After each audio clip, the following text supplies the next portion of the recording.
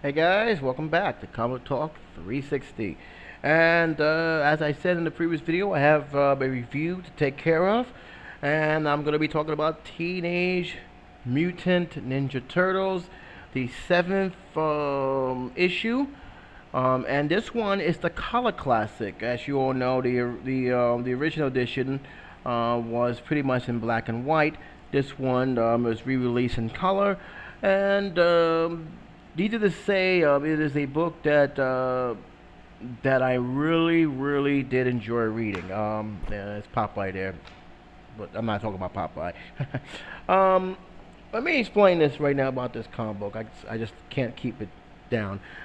This is the actual very first time I have read a the original series of Teenage Mutant Ninja Turtles, and I say that with respect because when I found out about the Turtles, I actually found out from a news special.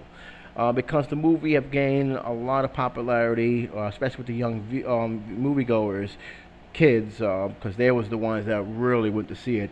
It was really the first time where I went in a movie auditorium where it was all children. It was not one adult, and believe me when I say this, we had a blast. It was the most fun experience I ever had. And yet, as everybody was enjoying the film, bad ratings aside, because let's be honest, there was a lot of critics who just hated on this film, but we didn't care. This is the Turtles. We enjoyed what we saw.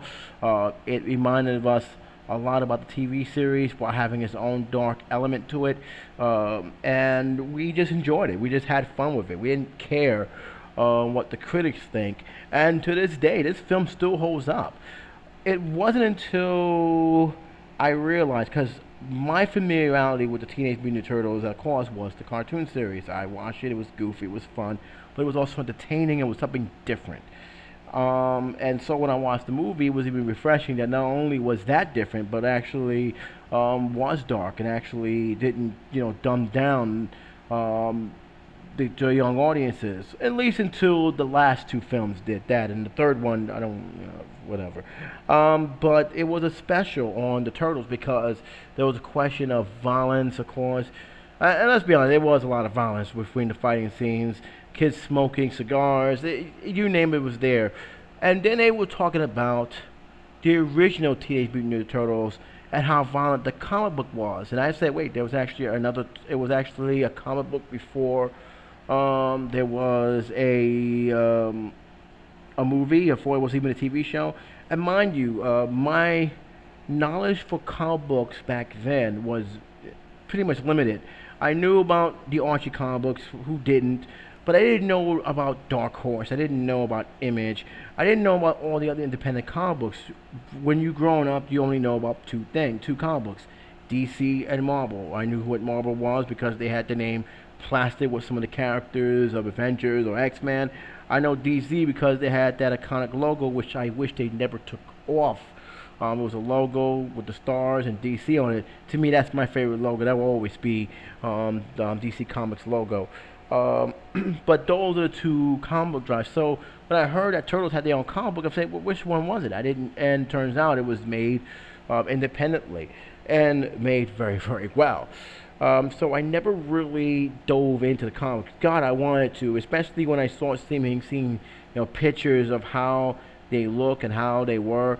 Um, and But I never really dove into the comic. I never really got into the comic. I heard other people talk about the comic. I heard everybody mention about the comic. I know Ron from the Blockbuster Buster mentioned about the comics. Angry Video Game Nerd mentioned about the comics. Yet I never read the comic, and I always wanted to get around.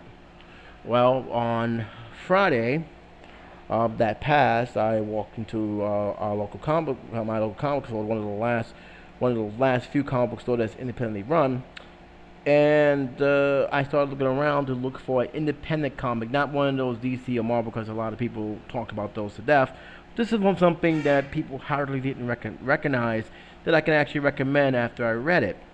And I saw the newest releases that came out this week, and I looked, and I saw Teenage Mutant Ninja Turtles, and I said, you know what? This is my opportunity. I'm gonna read this. If they're re-releasing these comics, I can read this and then go back and catch up on those I missed. and I got 6 more to catch up on because obviously this is number 7. But I will say this though, even though I am gonna go back and read the other ones, I'm kind of glad that I started out with this one because man, the story in this one was very very good. It starts out with them somehow. I think it's in doing between comic issues. They got transported to another world, another dimension. They came back, and all of a sudden, we have a situation where the people who they were fighting is back on Earth with them. You have these brain-looking beings, these guys who I'm pretty sure was the model for Crane. I'm almost positive. And all of a sudden, all hell breaks loose.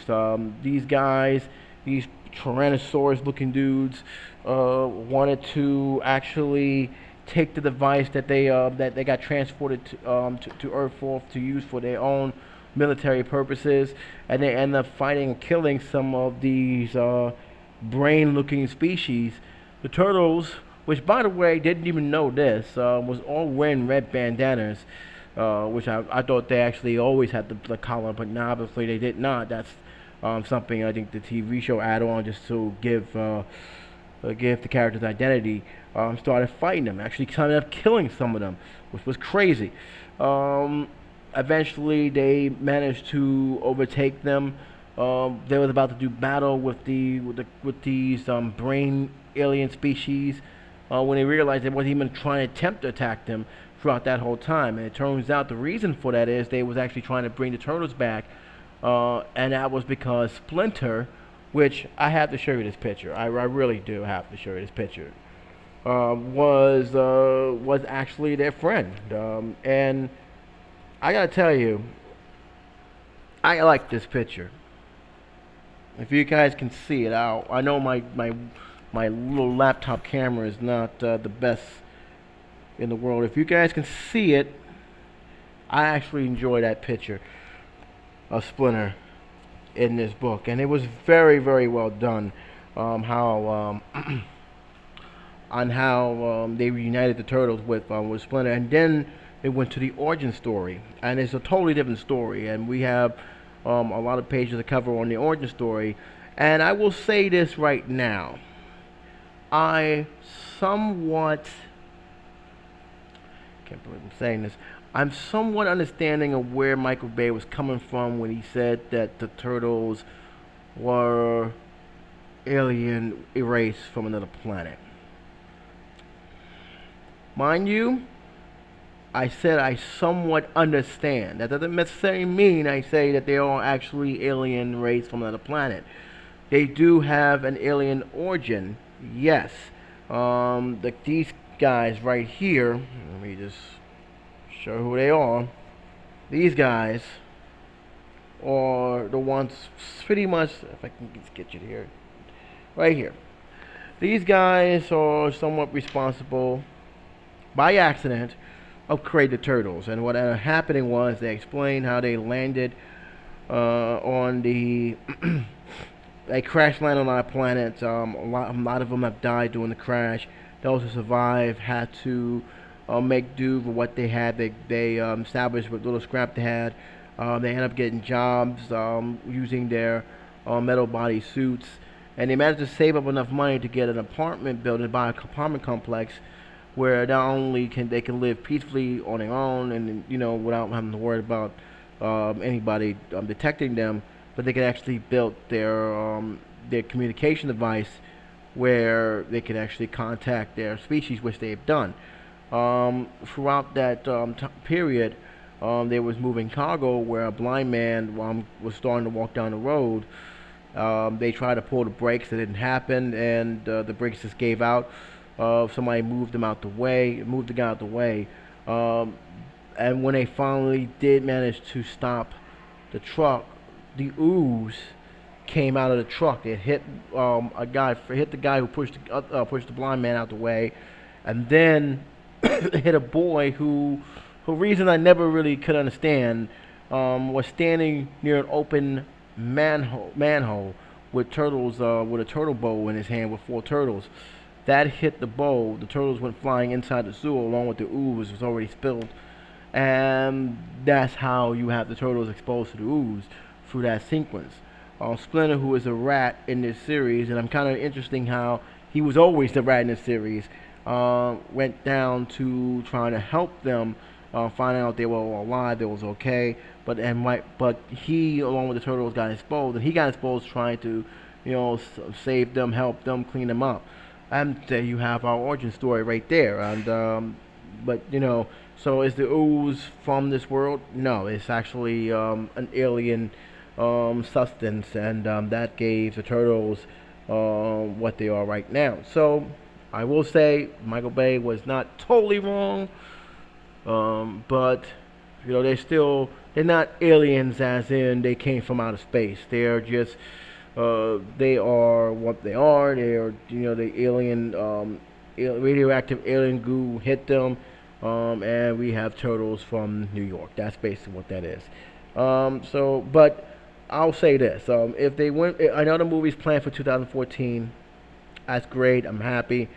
In some ways, still scared that Michael Bay is gonna mess it up. But if they're gonna go with that theme, please go with the one in the comic book. That's all I ask. Just go with the one in the comic book. You don't have to make it kid friendly. Just stick with the comic book a little bit. That's all I ask you. Don't make up some other thing. I'm tired of seeing the alien story.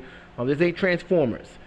Stick with the comic book and you'll be fine. If you're gonna try and go a totally different direction that the fans can easily recognize as not turtle material, they're gonna kill you. They're going to go after you. There's gonna be blogs. There's gonna be reviews. There's gonna be a lot of fanboys that will go after you. But if you stick by the book, and people who read the book, read the whole entire series from beginning to end, and can recognize the element from beginning to end, I think you could be. I think the movie will be fine. But it all depends. I'm a little nervous with Michael Bay when it comes to film because he seems to create dumb characters in his movies, and I don't see that changing anytime soon. Yes, I'm aware he's not directing it, but still the fact is his name is there.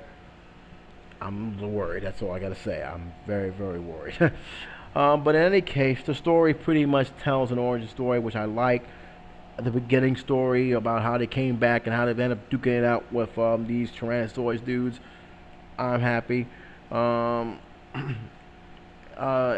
ending of the book was very, very good, but I also know I got to read the next chapter. But I'm not gonna do that until I find the other 6.